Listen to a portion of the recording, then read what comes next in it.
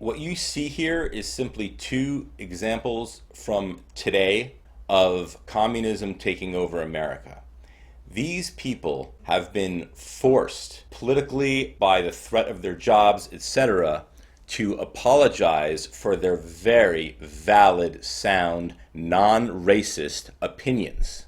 This is what happens in communism. You're not allowed to speak constructive positions that differ from the communist narrative. Okay, look at this. Broncos Vic Fangio sorry for saying he doesn't see racism in the NFL. Why should you be sorry if you don't see racism in the NFL?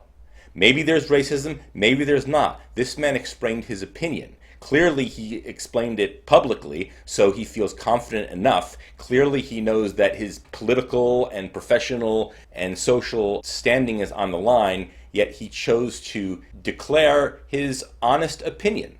What's wrong with declaring your honest, non-racist opinion? Well, in communist totalitarian culture, you must apologize and rescind your opinion because it doesn't conform to their communist narrative. Look at this other one. The Sacramento Kings play-by-play announcer Grant Napper resigns after All Lives Matter tweet. Kings announcer is dubbed as a closet racist, and he has to resign after All Lives Matter conflict with DeMarcus Cousins. Closet racist for saying All Lives Matter tweet. Am I a closet racist if I agree with him? Even though I put up multiple videos defending blacks and treating them as true equals, to explain to them their strengths and their faults, talking to them about racism in an honest way, but because I have white skin, I cannot say these things?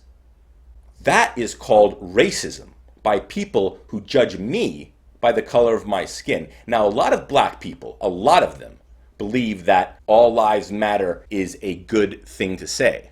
A lot of black people condemn Black Lives Matter. Off the top of my head, Michael Massey, Brandon Tatum, but their skin is black, so they're judged differently. Do you people see how racist are these left-wing Democrats? They're communists. And once again, they don't know they're communists because they are presently useful idiots. There's a term, it's called useful idiot.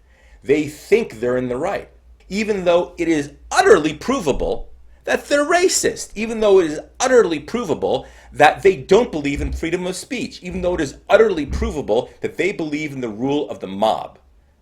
In the exact same way as the Bolshevik Party did in the Russian Revolution in 1917 that brought about communism, which in turn led over the course of the century to over 120 million deaths, and even worse is the incomprehensible psychological suffering of the thought police, people not allowed to say what they want, artistic expression censored, people having to go to terrible labor camps and eat gruel until they died or until they got shot in the head, people in the middle of the night having their families ripped away from them and put in labor camps to never be seen from again, etc., etc. This is how it starts, and it's grown very significantly.